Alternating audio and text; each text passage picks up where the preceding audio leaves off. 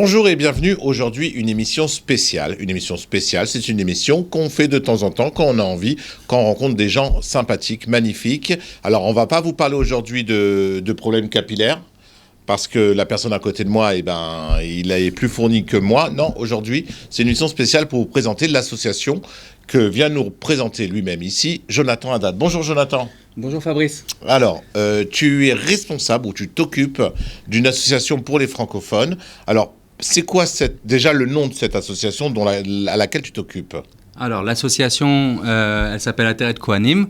C'est une association pas simplement pour les francophones, mais c'est une association qui a plus de 40 ans, qui existe en Israël depuis plus de 40 ans. Oui, c'est pas réservé aux plus de 40 ans. Hein. C'est l'association qui existe depuis plus de 40 ans. Exactement, et c'est une association qui s'occupe en fait un peu, on va dire, de Yerushalayim, si on peut se permettre. C'est-à-dire qu'on essaie de rétablir la présence juive dans la vieille ville, donc le Yerushalayim Amekori, qui a plus de 2000 ans. Alors Amekori, ça veut dire la vraie Jérusalem, voilà. Celle qui est dans les murailles en fait, c'est ça ? Exactement, à l'intérieur des murailles, et aussi des quartiers qui sont à l'extérieur des murailles, qui est censé protéger justement la vieille ville. D'accord, alors aujourd'hui, la vieille ville, on sait qu'elle est partagée. Il y a le quartier juif, il y a le quartier arménien, il y a le quartier musulman, il y a le quartier orthodoxe, il y a le quartier chrétien. Alors, c'est quoi en fait ? Qu'est-ce que vous faites dans cette vieille ville ? Alors déjà, pour informer un peu les gens, voilà, il y a 4 religions en gros. L'idée, c'est qu'il y a 4 religions, donc la vieille ville est partagée en 4, équitablement. Mais en fait, ce partage, il existe depuis 1920. En fait, c'est les Anglais sous le mandat britannique. Israël était sous le mandat britannique. Et les Anglais ont dit on va partager équitablement la vieille ville. Donc on va donner en gros 2 tiers aux musulmans, plus ou moins 1 tiers aux chrétiens orthodoxes, et un peu ce qui reste aux juifs. Donc en fait, la vieille ville, quand on regarde géographiquement parlant, ce qui appartient aux juifs, le quartier juif, c'est en fait 1/8 et pas 1/4 comme tout le monde pense. Et donc c'est pour ça que le but en fait d'Ateret Kohanim, c'est que dans les autres quartiers, il y a aussi la présence juive qui se rétablisse. Pourquoi je dis se rétablir ? Parce qu'il y a plus de 100 ans, en fait, on était majoritaire dans la vieille ville. Il y avait plus de juifs que de musulmans et chrétiens réunis. Donc ça veut dire que dans la vieille ville de Jérusalem, avant les Anglais, ouais, ou au début des Anglais, il y avait une majorité de Juifs qui habitaient dedans. Les biens des Juifs qui habitaient dedans, qu'est-ce qui s'est passé ? Ils ont été rachetés par les Anglais ? Ils ont été expulsés, les Juifs, de leur maison ? Comment ça s'est passé ? Alors, je vais répondre à ta question, mais je vais juste revenir un petit peu en arrière. Depuis les années 1800, donc 1800, c'est déjà l'Empire ottoman. D'accord. La population juive n'a cessé d'augmenter. C'est-à-dire que sous l'Empire ottoman, musulman, turc, la population juive n'a pas cessé d'augmenter. En 1800, on est 2500 juifs dans la vieille ville. 1840, 5000 juifs dans la vieille ville. En 1860, on arrive déjà à une majorité juive. C'est-à-dire on arrive à 44% de la population. Il y a 8000 juifs, excusez-moi. Il y a 8000 juifs. Et donc, à ce moment-là, on arrive déjà à 44% de population juive dans la vieille ville. C'est-à-dire qu'on est plus que les musulmans et les chrétiens. Et ça ne cesse d'augmenter. Avec la première alliée en 1880, on arrive à 15 000 juifs. Et au maximum, on était en 1914, juste avant la première guerre, la Grande Guerre, on arrive à 19 000 juifs. Donc, une belle leçon d'histoire pour nous, parce qu'on n'était pas au courant que avant la création d'Israël, il y avait autant de juifs à Jérusalem. Tu nous apprends quelque chose aujourd'hui. Voilà, c'est important de le savoir pour savoir exactement le passé, le présent et ce qui va se passer aussi dans l'avenir, Bezrat Hashem. Et donc, en gros, sous l'Empire ottoman, on a cessé d'augmenter, on était une majorité juive. Pendant 70 ans, il y avait une majorité juive dans la vieille ville. Après, quand les Anglais sont arrivés, après la Première Guerre, où ils ont récupéré, on va dire, ils ont eu le mandat britannique,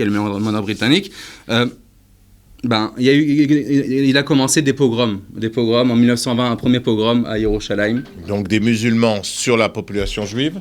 Des musulmans sur la population juive, bien sûr, avec des morts, des vols, des viols, des synagogues brûlées, des yeshivot qui sont déracinés, qui doivent partir en dehors de la vieille ville. Et puis, en 1929, quand on parle de Tarpat, de Hebron, ça s'est aussi passé à Yerushalayim. Alors, Tarpat... 1929. Oui. À Hebron, on parle du pogrom de Hebron, Oui. mais il faut savoir que c'était un pogrom qui était, on va dire, plus ou moins généralisé, puisque ça a aussi touché Yerushalayim. Jérusalem, ok. Ok, donc là, le même principe, meurtre, vol, viol, incendie dans les synagogues, dans les yeshivot, etc.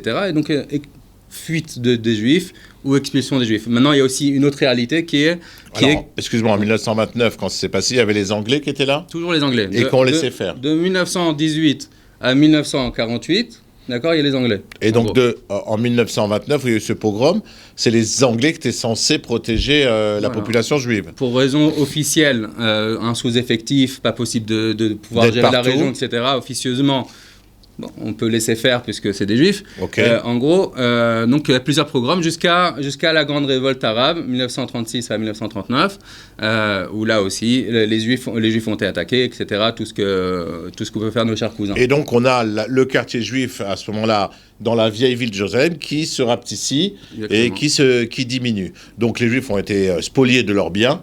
Exactement. Expulsés de leur maison. Voilà. On a brûlé leur yeshivot, on a brûlé leur synagogue, on a tué beaucoup de monde, on a attaqué, on a intimidé, on a violé, et donc les Juifs ont dû se regrouper dans un plus petit quartier. Donc, sortir des murailles de Yerushalayim. donc ça, c'est la partie historique. Maintenant, aujourd'hui, Ateret Kohanim, à ce que j'ai compris de ton association, vous vous occupez de racheter, donc de racheter, pas de voler, pas de spolier, pas de racheter vraiment avec des sommes énormes, on est d'accord, des biens dans la vieille ville qui appartiennent à des musulmans pour y installer dedans des familles juives, c'est voilà, ça? Des musulmans, Personne n'est volé, on est d'accord, c'est une association musulmans qui sont consentants. consentants. Qui veulent vendre leur maison et qui savent à qui ils le vendent. Alors, il y a un problème aussi, c'est que les musulmans, à l'intérieur d'eux-mêmes, avec sûrement, ils doivent être intimidés pour ne pas vendre leurs biens à des Alors, juifs. c'est plus que de l'intimidation. C'est-à-dire qu'un musulman, selon la loi, on va dire, islamique, s'ils vendent un juif leur maison à Yerushalayim, ils peuvent être déjà premièrement excommuniés, voilà, et ils sont passibles de mort. D'accord. Donc, c'est-à-dire qu'ils prennent un certain risque, les musulmans qui le font. D'ailleurs, il n'y a pas que les musulmans, aussi les chrétiens. Hein. Il y en a des chrétiens qui veulent vendre. Les Arabes chrétiens qui vendent aussi sont aussi sur moins, la... Beaucoup moins. C'est plus une réalité au niveau des musulmans. Mais en tout cas, ces musulmans-là, ils ont un certain intérêt à vendre un intérêt de Kohanim. Déjà un intérêt financier, puisqu'ils savent que pour nous, c'est très, très important de rétablir la présence juive dans la vieille ville. De façon légale. De façon légale, c'est-à-dire juridiquement parlant, il n'y aura jamais aucun problème. D'accord ? On est prêt à faire des procès pour le prouver, il n'y a pas de problème. Et puis, il y a aussi une autre situation qui est, comme on l'a dit, on ne va pas le laisser tomber. Cette famille musulmane qui va vendre, c'est pas parce qu'il a vendu à un juif qui va se faire massacrer par ses cousins, d'accord ? Donc, en gros, on va essayer de le protéger. Et des fois, il y a même des demandes de la part des musulmans. Voilà, je ne veux plus vivre dans la vieille ville, ça ne m'intéresse plus. Voilà, je veux voir autre chose. Et ben, on va essayer de l'aider de s'établir autre part. Et même des fois, en dehors des frontières d'Israël. Des fois même, il faut aller en Europe. Et des fois même, il faut même aller aux États-Unis. Ça veut dire que dans la vente de cette maison, il y a non seulement l'achat financier des murs de la maison, mais il y a aussi le montant que vous allez mettre pour protéger cette famille qui a accepté de vendre à une association juive ou à une famille juive sa maison, en le mettant au Canada, aux États-Unis ou en France, voilà. Et l'installer en France. Donc d'un côté, vous achetez la maison très chère, de l'autre côté, vous payez aussi la protection et l'installation de la personne dans un autre endroit où il sera plus ou moins en sécurité. Exactement. Tout ça, c'est parce que c'est très important de faire refleurir la vie juive dans la vieille ville et les quartiers environnants. Alors, si vous êtes intéressé, vous voulez un peu comprendre un peu plus cette partie, découvrir cette vieille ville de Jérusalem, j'ai entendu parler, et par des gens qui ont été très très contents de faire cette visite avec toi, tu organises des visites dans Jérusalem, c'est ça ? Exactement. Ce sont des visites qui sont guidées par moi-même. En fait, on fait un petit tour. On commence à une vingtaine de personnes. On prend un minibus. On commence à Boutor, qui est un des quartiers de Jérusalem, pour justement voir un certain angle de la vieille ville et surtout voir un quartier qui est aussi important. Et pour comprendre vraiment de quoi on parle, quoi. On parle en l'air, au moins de voir de quoi on parle sur place. Exactement. C'est bien protégé, on est d'accord, hein, c'est une visite qui est protégée avec un bus, avec un guide. Donc le guide est à ma droite, tu es notre guide pour cette visite. Pour Ateret Kohanim pour les francophones. Et donc, voilà, en gros, ce que l'on fait, on passe dans les différents quartiers qui protègent d'abord Yerushalayim. Donc, il y a Kfar Temanim, qui s'appelle en arabe Silouan, mais le vrai nom, c'est Shiloar, le nom qui est écrit dans la Gemara. D'accord. Puis, on va à Ma'alezetim, qui est un quartier qui a été créé de toutes mains, on va dire, par Ateret Kohanim. C'est-à-dire qu'avant, il y avait 0 juifs. Maintenant, on est à 110 familles juives, donc ça fait environ 500 personnes. D'accord, qui se trouve pas dans la vieille ville, mais c'est des quartiers qui protègent justement la vieille ville. D'accord. Et puis on finit par Kidmat Sion. Alors Kidmat Sion, c'est aussi un endroit qui est très très stratégique et très important puisque c'est à Boudis. Alors quand on va parler quand on parle de pourparler avec les Palestiniens pour faire la paix et pour séparer un petit peu tout ça. On parle d'Aboudis comme capitale de la Palestine. Donc il faut comprendre qu'Aboudis a une vision sur tout Yerushalayim. D'accord. Sur les grands hôtels, sur la taille de la monnaie. C'est un endroit stratégique important et c'est important que la présence juive soit sur place justement parce que stratégiquement et militairement parlant, ça peut être très dangereux pour Israël de donner à Boudis, quoi. Premièrement, au niveau sécuritaire, il vaut mieux qu'on se trouve là-bas que ça soit nos cousins. Oui. Et de plus, ce terrain-là, la plupart des terrains, ils ont été achetés par des juifs en vérité vers les années 20. Et donc, ça serait aussi au niveau justice de pouvoir réimplanter ces endroits-là. Ça sera de rendre aux propriétaires. Voilà. D'accord. Et donc, pour toutes ces preuves que vous avancez, de terrain appartenant à des juifs, vous avez bien sûr, tout est écrit, tout est au tableau de... Après, maintenant c'est, dans ces endroits-là, il y a aussi, on parle de politique. Donc maintenant, c'est des décisions qui vont jusqu'au Premier ministre. Sans vouloir se vanter ou quoi que ce soit, mais c'est vraiment, ça touche au plus haut niveau la sécurité et la diplomatie israélienne. Donc c'est sûr que la moindre chose qui bouge dans ces quartiers-là, tout de suite ça va passer aux infos, tout de suite ça va faire peut-être même des procès. Le tour du monde arabe. Etc. Et tout ce qui peut... C'est très, très, très... On va dire... Ça peut éclater. Ouais, voilà, ça peut éclater. C'est très chaud. Donc, très chaud. Il faut être sûr de ce qui se passe. Et donc, bien sûr, il y a des décisions qui doivent être prises. Et j'espère qu'elles seront prises dans la bonne direction. Alors, il y a déjà, si vous êtes intéressé pour faire ce tour, le tour de Jérusalem, il est payant ou il est gratuit ? Il est payant. C'est un tour... Donc, c'est une visite de Jérusalem avec un guide. Donc, si vous êtes intéressé, il y a le numéro de téléphone qui s'affiche juste en dessous. Donc, vous contactez Jonathan Haddad et il va vous expliquer les jours de ces visites, le montant de cette visite et en tout cas, il va vous apprendre, je suppose, comme on me l'a dit, beaucoup de choses au niveau et géopolitique et stratégique et aussi religieux de Jérusalem et ses alentours. Donc ça, c'est la première partie. La deuxième partie, c'est Ateret Kohanim. Aider Ateret Kohanim. Pareil, si vous avez vous aussi envie d'aider cet élan sioniste et bien sioniste qui permet, on est bien d'accord, il n'y a pas de vol de terre, il n'y a pas de vol de terrain, il n'y a pas de spoliation, il y a soit des achats donc qui sont payés comptant, soit des récupération de biens qui ont été spoilés avec des preuves. Si vous voulez aider Ateret Kohanim, pareil, vous appelez ce numéro, Jonathan. Tu voulais dire autre chose, Jonathan, avant qu'on finisse sur cette association ? On peut parler de beaucoup d'autres choses, mais on va parler de ce qui est un peu d'actualité. Oui. Récemment, justement, dans Kfar Temanim, donc c'est en dehors de la vieille ville, il y a eu un psak din du Bet Mishpat HaShalom, donc une décision juridique de Bet Mishpat HaShalom en Israël, donc il y a 2 jours en vérité, même hier, pour dire que l'endroit de Kfar Temanim, il y a une synagogue qu'on a pu récupérer grâce aussi à une décision juridique, mais un endroit autour de cette synagogue, il y a environ 30 maisons arabes qui se sont implantés sur un territoire. Sur l'ancien village yéménite en fait. Et donc c'est considéré maintenant comme un Ekdesh juif. Donc ces familles-là, juridiquement parlant, elles vont devoir partir pour pouvoir réimplanter en fait des familles juives. Donc on est d'accord, c'est des gens qui sont venus construire leur maison sur un terrain qui n'avait pas la possession. C'est comme si nous aujourd'hui on allait dans les terrains de la vieille ville de Josem qui appartiennent au Vatican.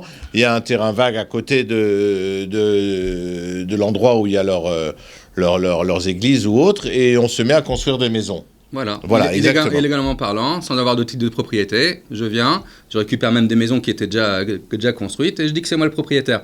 Mais là, ça a été prouvé juridiquement parlant, donc il y a 2 jours, que c'est pas le cas. Et grâce à Dieu, c'est en train d'avancer pour que la phase de Kfar Atemanim change complètement. Au lieu d'avoir un village complètement musulman avec quelques maisons éparses juives, qui est un quartier complètement juif, et à ce moment-là, plusieurs familles pourront s'y installer et recréer en fait une vie juive. Oui, ce qu'il y avait avant. Alors, Ateret Kohanim, ça a été créé il y a 40 ans par qui ? Par Matidan, un jeune homme de 23 ans. D'accord. Et c'est soutenu par tous les grands rabbinim en Israël ? C'est pas par tous les grands rabbinim, mais les rabbinim sionistes, c'est sûr que oui. C'est même soutenu par le gouvernement. J'étais récemment à Soukot, à Kidmat Zion, donc à Boudis, où on a inauguré un nouveau parc. Une famille a fait une donation de faire un parc d'enfants pour une centaine d'enfants, grâce à Dieu. Et donc, il y avait le maire de Jérusalem, la Sganit Aïr aussi. Il y avait des gens de la même chala comme le Rav Peretz, qui est le ministre de l'Éducation.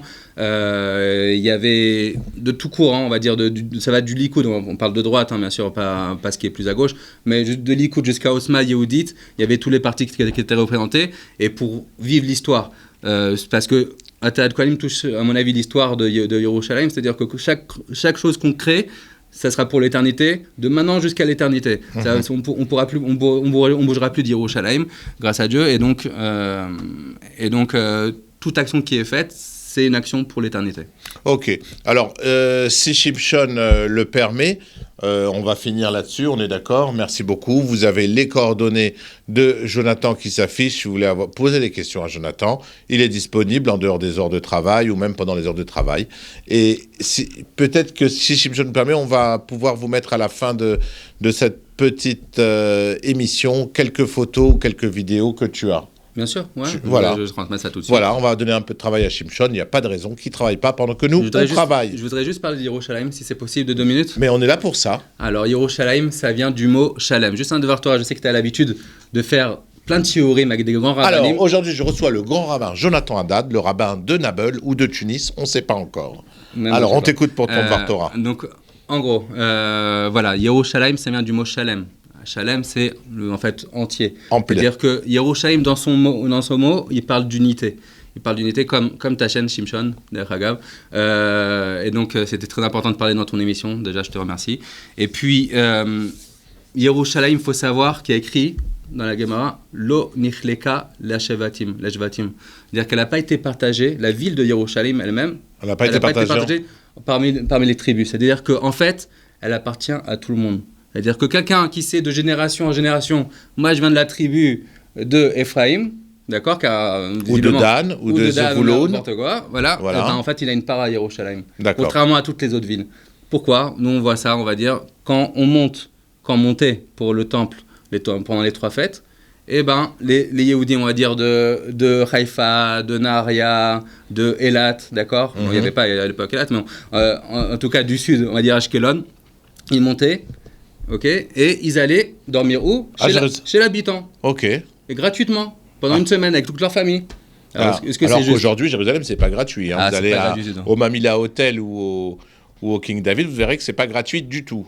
Exactement. Ouais. Là, c'était gratuit complètement. Donc, c'était juste pourquoi ? Parce que la terre de Jérusalem appartient à tout le peuple. Exactement. Tu pouvais pas dire, alors tu viens, alors regarde le tarif, voilà, pour une nuit c'est ça, et pour 5 nuits c'est ça. D'accord ? Parce qu'en fait, ça t'appartient aussi. Donc, tu es le bienvenu chez toi. Oui, surtout parce que les gens étaient accueillants. Très accueillants. Ouais, très accueillants. Donc, tout ça pour dire que Yerushalayim appartient à tout le monde et ça concerne tout le monde. C'est ça que ça veut dire. Ça concerne tout le monde et qu'il y a une réalité à Yerushalayim dans la vieille ville, bien sûr, qui est différente de Yerushalayim en dehors de la vieille ville. Il faut voir pour le croire, d'accord ? Je pense que ceux qui sont là au Kotel ont déjà vu de quoi je parle, mais Yerushalayim doit nous appartenir aussi dans la vieille ville, d'accord. Comme à l'époque où on était majoritaire. Donc c'est pour ça qu'il faut passer à l'action. Passer à l'action, aujourd'hui, c'est du rachat de maisons. De façon légale. De façon légale, c'est de renforcer les familles qui sont là-bas en mettant des caméras de sécurité, des ganés, yeladim, des parcs pour enfants, de faire des agrandissements, des plans d'agrandissement de maisons, d'archéologie même. Il y a même des projets d'archéologie pour construire après des maisons dessus. Et donc, je vous souhaite de tous renforcer Yerushalayim et soutenir Ateret Kohanim. Merci beaucoup, Jonathan. Donc, les coordonnées de Jonathan, ils ne nous ont pas lâchés. Ils sont toujours là en dessous. Et Shimshon, vas-y, envoie-nous un peu de photos et des films si tu as. Merci. Merci, Jonathan. Merci, Fabrice. Bonne chance. Et on va essayer de te suivre et éventuellement un jour de faire un tour avec toi et de filmer ça. Bezrat Hashem, avec plaisir. Au revoir. Au revoir.